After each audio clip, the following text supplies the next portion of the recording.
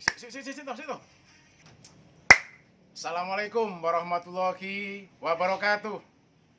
Selamat pagi, Mr. Menteri, Bapak Koordinator Bidang Perekonomian Airlangga Hartanto. Demonstrasi menolak dan untuk tujuan dicabut Undang-Undang Cilaka sudah masif se-Indonesia sudah terjadi. Lampung, Jakarta, Bandung, Tangerang, Yogyakarta, Semarang, Surabaya, Malang, Jember, Bali, dan semua kota di Indonesia. Perlawanan atas nama mencabut Undang-Undang Cilaka 20 ini tidak bisa lagi dielakkan. Faktanya pemerintah menginginkan ini semua berhenti. Oke, saya tidak masalah. Tapi persoalannya Bapak Menteri, yang Bapak ucapkan itu dengan mengatakan bahwa para demonstran, demonstrasi, dan tuntutan atas nama aksi massa yang dikerjakan oleh kawan-kawan mahasiswa, kawan-kawan buruh, kawan-kawan nelayan, kawan-kawan pedagang kaki lima, kawan-kawan sopir, dan semua kawan-kawan yang merasa terancam hak-hak alamat hidupnya, Bapak katakan bahwa itu hasil dari sponsorship, pembiayaan dari cukong dan pembelian idealisme oleh materi. Sungguh sangat menyakitkan. Saya salah satu seorang yang merasa dilecehkan atas ucapan Bapak ini. Mohon maaf ya Bapak Menteri.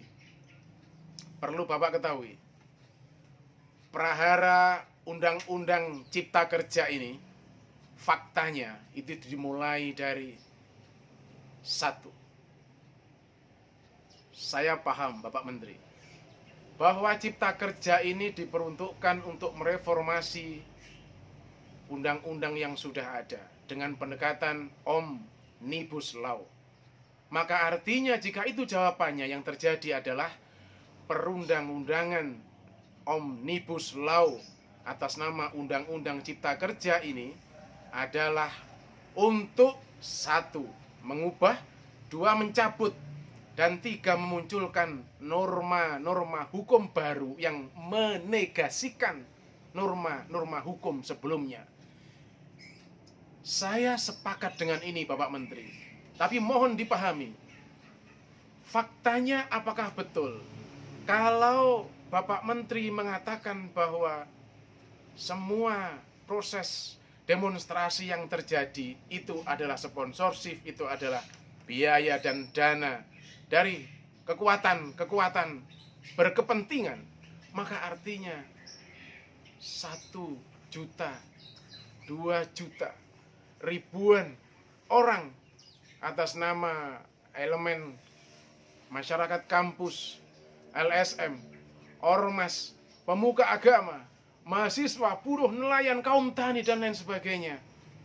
Mulai dari proses formil yang perlu Bapak Menteri ketahui.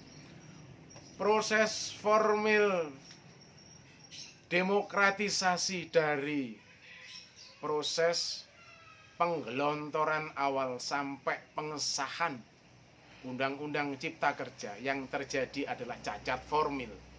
Artinya apa? Proses pembentukan tidak berlangsung dengan proporsi waktu yang sebenarnya.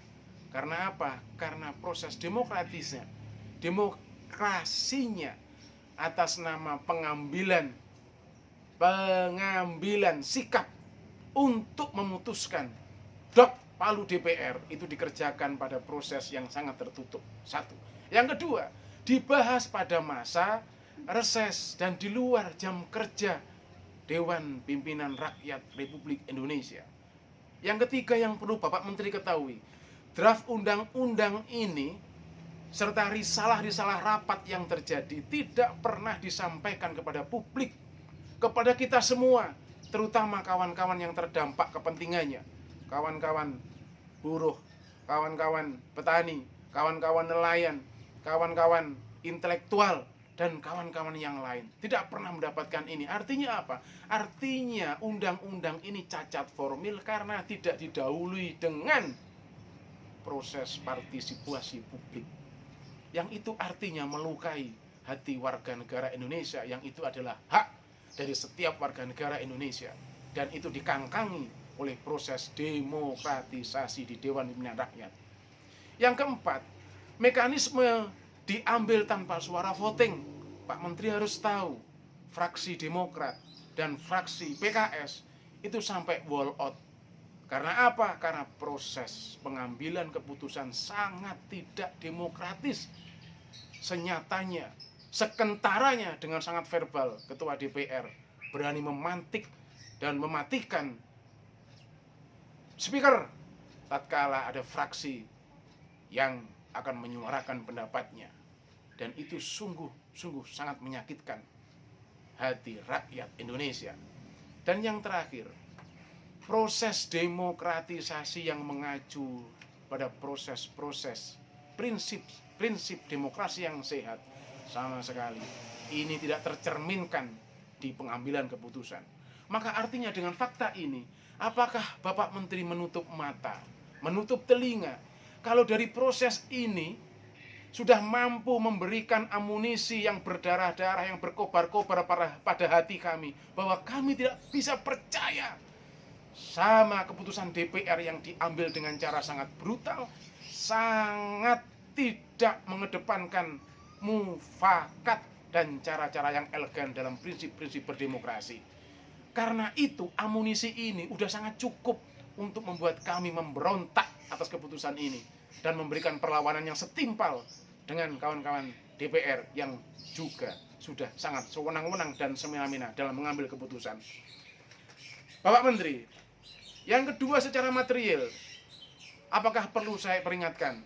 Apakah perlu saya ingatkan kepada Bapak Menteri bahwa apa? Bahwa undang-undang ini sangat mengarah pada sentralisasi kekuasaan pusat, di mana presiden sangat kuat posisinya. Karena apa? Karena pemerintah pusat mengabaikan prinsip-prinsip partisipasi pemerintah daerah. Yang itu mengakibatkan Bapak Presiden, pemerintah pusat sangat kuat posisinya dalam pengambilan keputusan dan kebijakan semua peranata investor. Yang itu kalau bisa terjadi dan akan terus dilanjutkan pelegalan undang-undang Omnibus Law ini, maka artinya akan ada dua peluang besar. Pertama, berpotensi kesewenang-wenangan akan terjadi oleh pusat dengan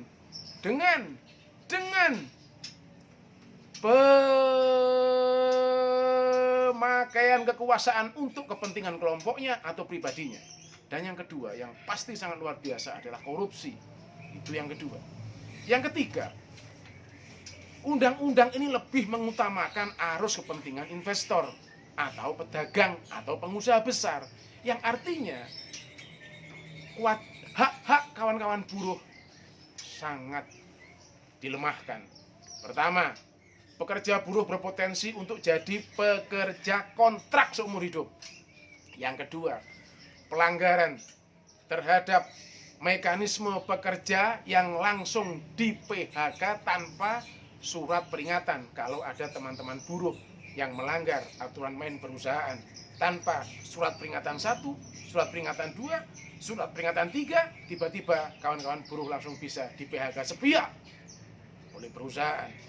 Dan yang ketiga, upah minimum tidak wajib untuk ditetapkan, walaupun ada klausul gubernur dan bisa membuat keputusan minimal upah di provinsi atau di kabupaten. Lawang sekarang sudah ada aturan main minimal upah buruh saja. Kawan-kawan buruh belum semuanya secara total se-Indonesia mendapatkan atas haknya. Dan yang terakhir, kalau Bapak Menteri tahu, lembur sebelum disahkan itu hanya 3 jam, tapi sekarang di angka 4 jam. Bapak Menteri, apakah Bapak Menteri menutup mata itu?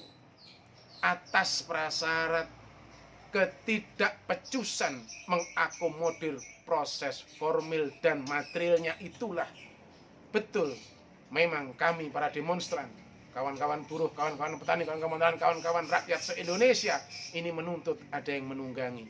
Tapi mohon maaf Bapak Menteri, yang menunggangi kami adalah hati nurani.